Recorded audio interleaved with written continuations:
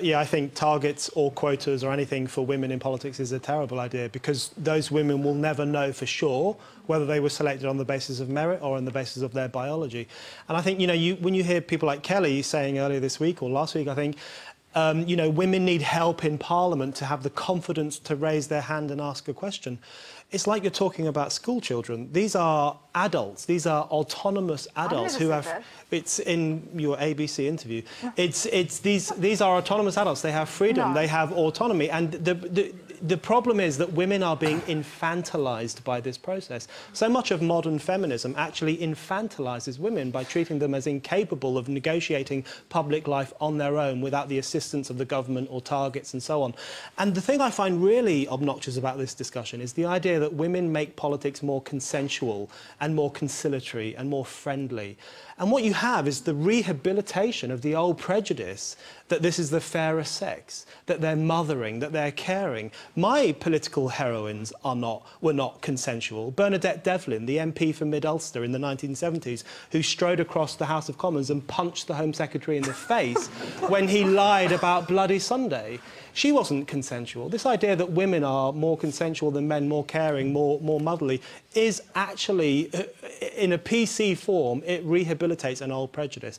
I think we need to let women go, let them run on their own, and they will make it on their own. Okay, they're not children, they are adults. Okay, Brendan, I think you've made that point. Let's hear from Kelly O'Dwyer, and I want to hear from the other panellists as well. I mean, are you feeling conciliatory? I would recommend, well, you know, I would recommend that you read my interview in full. I don't think you've paraphrased it very accurately at all. But the point I would make is I think it is actually important that in the Parliament reflect our population and our diversity, and our Parliament does not reflect our society.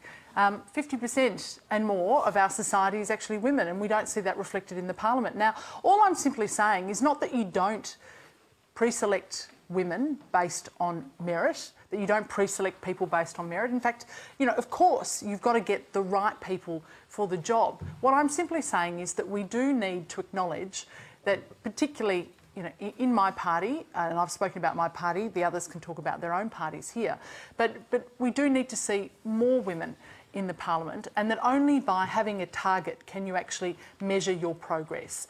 We're not saying it's a quota, that it's defined. We don't have the sort of system in the Liberal Party which says that factional warlords can determine who should be pre-selected for a particular seat. That's the Labor Party. In the Liberal Party, we have a grassroots organisation, and what I'm simply suggesting is that together with, you know, other female colleagues of mine like Linda Reynolds... Kelly, sorry about this, we're rapidly running out of time. I'd like to hear Katy, the other woman on the panel. I just think it's fascinating that you guys feel that women make a difference, and that it's helpful to have both perspectives, and that certainly that can bring about a more balanced party, and certainly it does represent, you know, half of the population. And I guess that you might agree that the gender balance matters in the life of a child too, right? No, really. And I think that it was your Senator Eric Abetz. He said, marriage is the only institution that's gotten the gender balance right.